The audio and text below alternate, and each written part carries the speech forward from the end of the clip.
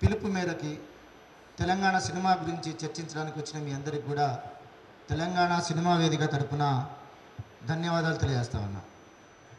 ఇక్కడికి రావడానికి రకరకాల అభిప్రాయాలు ఒక 4-5 రోజుల నుంచి సీరియస్గా ప్రయత్నాలు చేస్తున్నాం.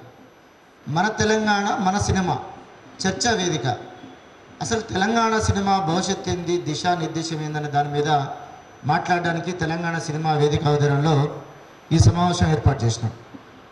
ఈ తెలంగాణ సినిమా వేదిక ఎందుకు ఏర్పడింది, దానికి గల కారణాలు ఏంటి, మాకున్న అర్హత ఏంటి అని దానికి సంబంధించి కో-కన్వీనర్ మోహన్ భాయ్ గారిన ఇంతకుముందే మీకు చెప్పిండు.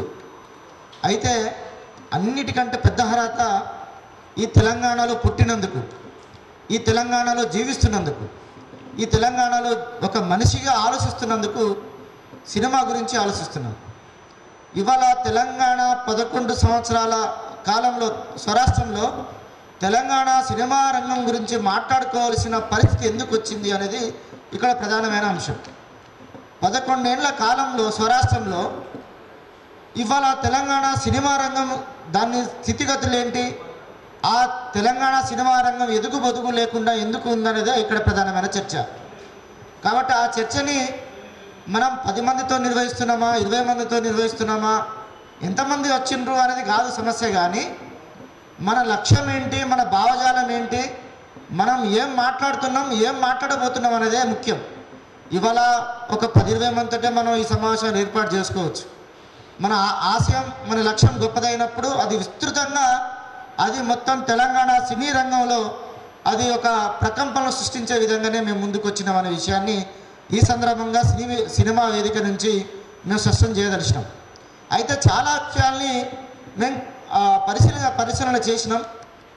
11 ఏళ్ల ఈ తెలంగాణ స్వరాష్ట్రంలో ఇప్పటికీ తెలంగాణ సినిమా రంగం మీద ఆంధ్ర సినీ పెద్దల ఆధిపత్యం కొనసాగుతుందా లేదా, ఇప్పటికీ కొద్ది మంది చేతిలో తెలంగాణ థియేటర్లు బంధించబడి ఉన్నాయా లేవా, 1-2 కోట్లతోటి సినిమాలు తీసి అవకాశాలు లేక, థియేటర్లు లేక, ఇవాళ ఫైనాన్స్లు కట్టలేక, సినిమాలు ఆడలేక తెలంగాణ ప్రొడ్యూసర్లు డైరెక్టర్లు ఇబ్బంది పడుతున్న మాట వాస్తవమా కాదా?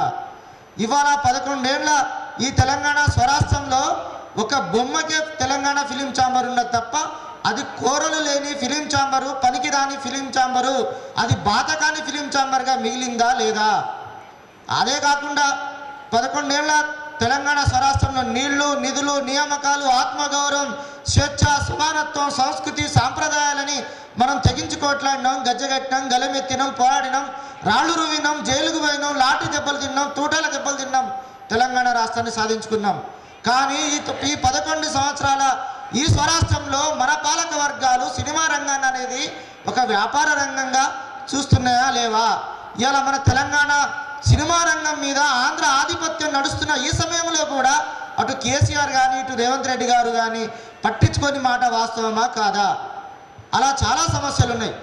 లక్షలాది మంది, వేలాది మంది ఈ తెలంగాణలో పుట్టి కళారంగాన్ని నమ్ముకొని, నటనను నమ్ముకొని, ఫిలిం పెద్ద పెద్ద యూనివర్సిటీలో కూడా నేర్చుకొని తెలంగాణ ఫిలిం నగర్లో లేకపోతే శ్రీకృష్ణ నగర్లో ఇవాళ రోడ్ల వెంబడి తిరుగుతున్న మాట వాస్తవం కాదా? ఈ దౌర్భాగ్య పరిస్థితి ఎందుకు వచ్చింది తెలంగాణలో? ఇవాళ మొత్తం 11 ఏళ్ల కాలంలో ఆస్తుల పంపకాలు, ఆస్తుల విభజన జరిగింది రంగం ఏదైతే ఉందంటే అది సినిమా రంగమే. అది ఇప్పటికి కూడా మన పాలక వర్గాలు ఎందుకు మాట్లాడట్లేదంటే వాళ్ళకున్న సంబంధాలు, వాళ్ళకున్న రాజకీయ అవసరాలు, రాజకీయ సంబంధాలు తప్ప మరొకటి కాదు. అందుకనే ఇలాంటి సమయంలో తెలంగాణ సినిమా వేదికని ఏర్పాటు చేసినాం. మా లక్ష్యం, మా గమ్యం, మా ఆశయం ఒకటే, ఇవాళ తెలంగాణ సినీ రంగాన్ని సపరేట్గా విభజన చేయండి. చేసినాం కదా. తెలంగాణ ఫిలిం ఛాంబర్ ఉంది కదా. తెలంగాణ ఫిలిం ఛాంబర్లో పోతే ఏం జరుగుతుంది? తెలంగాణ ఫిలిం ఛాంబర్లో పోతే ఆంధ్ర ఫిలిం ఛాంబర్ టైటిల్ ఉందా లేదా వెరిఫికేషన్ చేసి మీకు టైటిల్ ఇస్తామనే ఒక దౌర్భాగ్యకరమైన పరిస్థితి ఈ తెలంగాణలో ఎందుకుంది. అందుకనే దాంతోపాటు ఇవాళ రాష్ట్ర ప్రభుత్వం కూడా గద్దర్ ఫిలిం అవార్డును ప్రకటించింది. గద్దర్ ఫిలిం అవార్డు 124 సినిమాలు నామినేట్ అయినాయి. దాంట్లో ఆంధ్ర సినిమాలు, తెలంగాణ సినిమాలు కూడా ఉన్నాయి. అయితే మేము ఒకటే చెప్పదలిచినాం, ఒక మైక్ టైసన్కును బక్క రైతుకు పోటీ పెడితే ఎవరు గెలుస్తారు? మైక్ టైసనే గెలుస్తాడు. ఆంధ్ర సినిమాలకును తెలంగాణ సినిమా సినిమాలకి పోటీ పెడితే ఎవరు గెలుస్తారు? ఆంధ్ర సినిమాలే గెలుస్తాయి. తెలంగాణ రాష్ట్ర ప్రభుత్వం తెలంగాణ సినిమాల్ని ప్రోత్సహించవలసిన ఆ గద్దర్ అవార్డుని ఇవాళ ఆంధ్ర సినిమాలు ఎత్తుకుపోతాయా లేవా? ఎంత దౌర్భాగ్యకరమైన పరిస్థితి. నువ్వు తెలంగాణ సినిమాల్ని ప్రోత్సహించవలసింది, అవార్డు ఇవ్వాల్సింది పోయి ఇలా ఆంధ్ర సినిమాల్ని కూడా నామినేట్ చేయడం అంటే దాన్ని ఏంది? గద్దరు తెలంగాణలో గలమెత్తిండు, గజ్జగట్టిండు, గొంతెత్తిండు, స్వరాష్ట్రంలో పాలన కావాలండు, సంస్కృతి సాంప్రదాయాల రక్షణలో పెద్దపీటేసిండు. తెలంగాణ ఉద్యమ కాలంలో మన సంస్కృతిని మన సాంప్రదాయాల్ని అడుగడుగున వ్యతిరేకించిండు, అడుగడుగున అవమానపరిచిండు. ఇలాంటి సమయంలో అవమానపరిచిన వాళ్ళందరికీ కూడా నువ్వు సినిమా అవార్డులు ఇస్తామంటే ఇది ఎట్లా సరైంది అని మేము ఈ సందర్భంగా మనం డిమాండ్ చేయవలసిన అవసరం ఉంది. అయితే ఇక్కడ ఆంధ్ర సినిమాలు ఏంటి, తెలంగాణ సినిమాలు ఏంటి, ఎట్లా విభజిస్తారు? విభజించే ఏమంటున్నాం, ప్రభుత్వం ఒక కమిటీని ఏమంటున్నాం, ఆంధ్ర సినిమాలు ఏందో తెలంగాణ సినిమాలు ఏందో ఒక కమిటీని వేసి ఆ తర్వాత తెలంగాణ సినిమాలకి అవార్డు ఇవ్వాలని మనం డిమాండ్ చేస్తూ ఉన్నాం. రెండోది ఏంటంటే హక్కుల కోసం కొట్లాడడం, రాష్ట్రాన్ని సాధించుకున్నాం. రాష్ట్రం సాధించుకున్న తర్వాత కూడా మళ్ళీ హక్కుల కోసం కొట్లాడడం ఏంటి? మళ్ళీ మా ఆధిపత్యం మా వద్దురా, మా సినిమా మీద నీ ఆధిపత్యం వద్దు, నీ పెత్తనం వద్దు అని మళ్ళీ కొట్లాడడం ఏంటి? ఆ స్థితి ఎందుకు వచ్చిందనేది కూడా మనం ఈ సందర్భంగా ఆలోచించవలసిన అవసరం ఉంది. థియేటర్లు ఎవరి చేతిలో ఉన్నాయి? కొద్ది మంది చేతిలో థియేటర్లు ఉన్నాయి. మన సినిమాలు ఆడే పరిస్థితి ఉన్నదా? థియేటర్ల మాఫియా కొనసాగుతూ ఉంది. దిల్ రాజు ఉన్నాడు, తెలంగాణ నుంచి పెద్ద ప్రొడ్యూసర్. కానీ ఏం జరుగుతుంది? ఆయన పక్కా ఆంధ్ర మనిషి, ఆంధ్ర ఆలోచనలు తప్ప తెలంగాణ గురించి ఆయన మాట్లాడు, తెలంగాణ గురించి ఆయన పట్టించుకోడు, తెలంగాణ సినిమాల గురించి ఆయన సంబంధం లేదు. కాబట్టి ఇలాంటి సిచ్యువేషన్లో మన తెలంగాణ చిత్ర పరిశ్రమ ఉంది. అందుకని ఇవాళ మన పోరాటం ఇలా తెలంగాణ సినిమా వేదిక నుంచి మేము డిమాండ్ చేస్తున్నాం. మనం పోరాడాల్సిన కొన్ని విషయాలు కూడా దానికి సంబంధించిందంటే ప్రధానంగా తెలంగాణలో 100 ఎకరాలలో ఒక ఫిలిం సిటీని ఏర్పాటు చేయాలి. అదేవిధంగా తెలంగాణలో ఒక సమగ్రమైన సినిమా పాలసీని ఏర్పాటు చేయాలి. మిగతా రాష్ట్రాలలో సినిమా పాలసీని ఏర్పాటు చేసిండ్రు, అక్కడ సబ్సిడీలు ఇస్తున్నారు, అక్కడ రాయితీలు ఇస్తున్నారు. కానీ ఇక్కడ అలాంటిది ఏమీ లేదు. అందుకనే ప్రధానంగా ఇక్కడ తెలంగాణలో ఇలా వస్తున్న కొత్త డైరెక్టర్లు కానీ కొత్త ప్రొడ్యూసర్లు కానీ సినిమాలు తీస్తే సబ్సిడీస్ ఇవ్వాలి, తర్వాత లొకేషన్స్లో కూడా కొన్ని రాయితీలు ఇవ్వాలి. అలాగే మన తెలంగాణలో మన థియేటర్లలో కూడా మన సినిమాలకే మొదటి అవకాశం ఇవ్వాలి తప్ప ఇవాళ 100-200 కోట్లు, 1000 కోట్లు, 2000 కోట్లతో సినిమాలు తీసే వాటికి అవకాశాలు ఇవ్వకూడదు అనేది మనం ప్రధానంగా ఈ సినిమా వేదిక నుంచి డిమాండ్ చేస్తూ ఉన్నాం. అలాగే 11 ఏళ్ల కాలంలో మన మీద చాలా ఆజమాయిషి ఉన్నది, పెత్తనం ఉన్నది. ఇవాళ ఫిలిం సొసైటీకి సంబంధించి కూడా మొత్తం వాళ్ళే నిండిపోయిండ్రు, అవకాశాలు కూడా వాళ్ళకే ఉన్నాయి. ఇవాళ ఫిలిమ్స్ అవార్డ్స్ కూడా వాళ్ళే నిర్వహిస్తున్నారు. ఎఫ్ఎన్సీ అవార్డు, సంతోషం అవార్డు, తానా అవార్డు, ఆట అవార్డు, మొత్తం అవార్డ్స్ అన్నీ కూడా వాళ్ళే నిర్వహిస్తున్నారు. తెలంగాణ ఫిలిం ఛాంబర్ ఏం చేస్తున్నది అని కూడా మనం ఇక్కడ క్వశ్చన్ చేయాల్సిన అవసరం ఉంది. అందుకనే తెలంగాణ ఫిలిం ఛాంబర్ అనేది నామకే వాస్తు ఏర్పాటు చేసిండ్రు. తెలంగాణ ఫిలిం ఛాంబర్కి అనేది కోరలు లేదు, పవర్స్ లేవు, అది ఎలాంటి నిర్ణయాలు తీసుకునే పరిస్థితి లేదు. ఎక్కడైనా సినిమాలకు సంబంధించిన ఇష్యూ వచ్చినప్పుడు డైరెక్టర్ల మధ్య లేదా ప్రొడ్యూసర్ల మధ్య లేదా వస్తున్న నటీనటుల మధ్య ఏదైనా సమస్య వస్తే, అన్యాయం జరిగితే ఇలా మన తెలంగాణ గురించి మాట్లాడే ప్రొడ్యూసర్లు కానీ డైరెక్టర్లు కానీ ఒక వేదిక, ఒక సంస్థగా లేదు. ఇది స్పష్టం. ఎందుకంటే కొన్ని ఉన్నాయి, కొంతమంది తెలంగాణ ఫిలిం ఛాంబర్స్ కొంతమంది పెట్టుకున్నారు, తెలంగాణ సంఘాలని కొంతమంది పెట్టుకున్నారు, తెలంగాణ సినిమాలు కూడా కొంతమంది సినిమా సంఘాలని కూడా కొంతమంది స్థాపించుకున్నారు. కానీ వాళ్ళు ఎక్కడ ఉన్నారు, ఏం చేస్తున్నారు అనేది ఇక్కడ ప్రధానమైన చర్చ. అయితే మనలో ఒకరిద్దరు ఇంత మాట్లాడినప్పుడు తెలంగాణ సినిమా రంగానికి సంబంధించిన సంస్థలు ఉన్నాయి, కానీ ఎక్కడున్నాయి, ఏం చేస్తున్నాయి? కొంతమేరకే అవి పనిచేసినాయి. ఆ తర్వాత ఏమైంది? అది అవకాశాలు కావచ్చు, అవార్డులు కావచ్చు, రివార్డులు కావచ్చు, ప్రభుత్వాల నుంచి తాయిలాలు కావచ్చు ఉన్నారు. అంతే తప్ప ఈ తెలంగాణ సినిమా రంగాన్ని కాపాడుకుందామనే లక్ష్యంతో ముందుకు వస్తున్న సంస్థ అయితే మన కళ్ళ ముందు ఎవ్వరూ లేరు, ఒక్కటి కూడా లేదు అనేది చాలా స్పష్టం. అందుకనే మేము తెలంగాణ సినిమా వేదికను ఈ లక్ష్యంతో ఏర్పాటు చేసినాం. ఈ సమావేశానికి సంబంధించి మిమ్మల్ని అందరూ కూడా ఆహ్వానించినాం. తర్వాత పెద్ద పెద్ద ప్రొడ్యూసర్లను, డైరెక్టర్లను, తెలంగాణ వాళ్ళను కూడా ఆహ్వానించినాం. వాళ్ళంతా కూడా మాట్లాడేది ఏంటంటే వస్తాం, చూద్దాం, చేద్దాం అన్నారు. వస్తాం, చూద్దాం, చేద్దాం అనేది 11 సంవత్సరాలు గడిచిపోయింది. ఇవాళ వాళ్ళు ఎందుకు ఇలా పెద్ద పెద్ద డైరెక్టర్లు, ప్రొడ్యూసర్లు మన తెలంగాణకు సంబంధించిన అతి కొద్ది మంది కూడా ఇలాంటి సమావేశాలకి రాలేకపోతున్నారు, ధైర్యం ఇవ్వలేకపోతున్నారు, సపోర్ట్ చేయలేకపోతున్నారు అనే విషయాన్ని ఆలోచించినప్పుడు వాళ్ళకుండే సినిమా సంబంధాలు, వ్యాపార సంబంధాలు, రాజకీయ సంబంధాలు వాళ్ళని ఇక్కడ వరకు రాకుండా చేసి ఉండొచ్చు. కానీ ఇవాళ 20 మంది 30 మందితోటే ఈ సమావేశం ఏర్పాటు చేస్తూ ఉండొచ్చు. కానీ వాళ్ళ పీటల్ని కదిలిస్తాం, వాళ్ళ కుర్చీల్ని కదిలిస్తాం తెలంగాణ సినిమా వేదిక నుంచి. ఈ తెలంగాణ గడ్డ మీద నువ్వు పుట్టినప్పుడు, ఈ తెలంగాణ గడ్డ మీద నువ్వు కళారంగాన్ని నమ్ముకొని పనిచేస్తున్నప్పుడు నువ్వు వేల మందికి, వందల మందికి భరోసా అవసరం ఉంది. ఈ సినీ రంగాన్ని కాపాడుకోవాల్సిన బాధ్యత మీకుంది.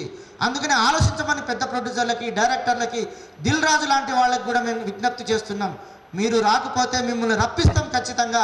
ఇలా తెలంగాణ సినిమాలు, తెలంగాణ డైరెక్టర్లు, తెలంగాణ ప్రొడ్యూసర్లు చితికిపోయి ఉన్నారు, ఆవేశంతో రగిలిపోతూ ఉన్నారు. సమస్యలు వచ్చినప్పుడు ఎక్కడ చెప్పుకోవాలనో అర్థం కాని స్థితి, ఒక శూన్యం ఇవాళ తెలంగాణ సినీ రంగంలో ఏర్పడింది. కాబట్టి ఇవాళ ఖచ్చితంగా తెలంగాణ సినిమా వేదిక మేము ఏదైతే ఇంతకుముందు ప్రకటించినామో ఆ లక్ష్యంకు అనుగుణంగా మేము ఖచ్చితంగా పనిచేస్తాం. ఈ లక్ష్యాన్ని ముందు తీసుకుపోయే క్రమంలో అందరినీ కలుపుకుపోతాం, అన్ని సంఘాలని కూడా కలుపుకుపోతాం.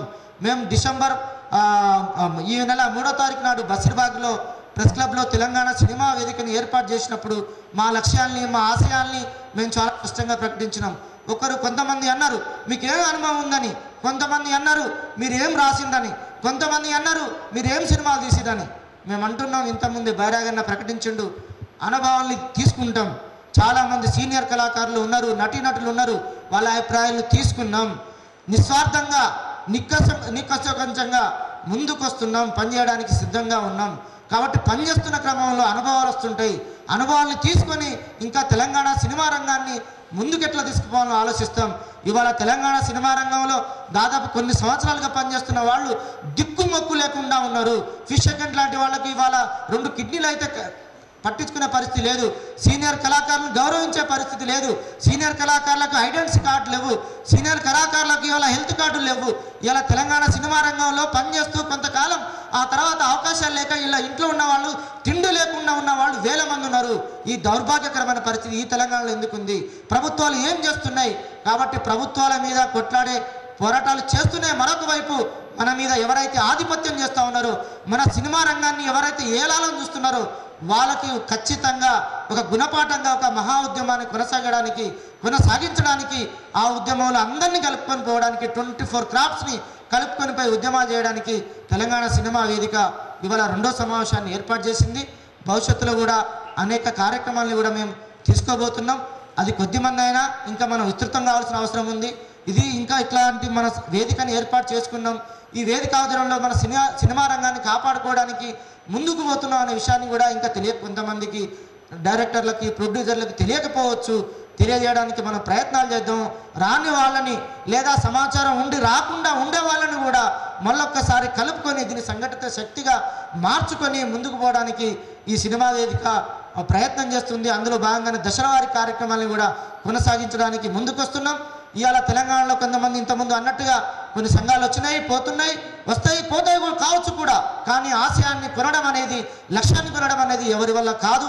ఈ లక్ష్యాన్ని, ఆశయాన్ని ముందుకు తీసుకుపోవడానికే మా సినిమా వేదిక ఏర్పాటైంది. మేము తాయిలాల కోసమో, అవార్డుల కోసమో, రివార్డుల కోసమో, అవకాశాల కోసమో దీన్ని ఏర్పాటు చేయలేదు అని చాలా స్పష్టంగా చెబుతా ఉన్నాం.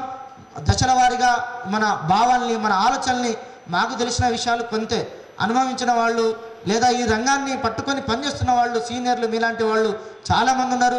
మీకు చాలా విషయాలు మాకంటే బాగా మీకు తెలిసి ఉంటాయి, అనుభవించి ఉన్నారు. కాబట్టి మీ అనుభవాన్ని కూడా ఇక్కడ తీసుకొని భవిష్యత్ కార్యక్రమాలను ఎట్లా ముందుకు తీసుకోవాలని దాంతో ఈ వేదికని సమావేశాన్ని ఏర్పాటు చేసినాం. ఈ కార్యక్రమాన్ని బైరాగన్న నడిపిస్తున్నారు.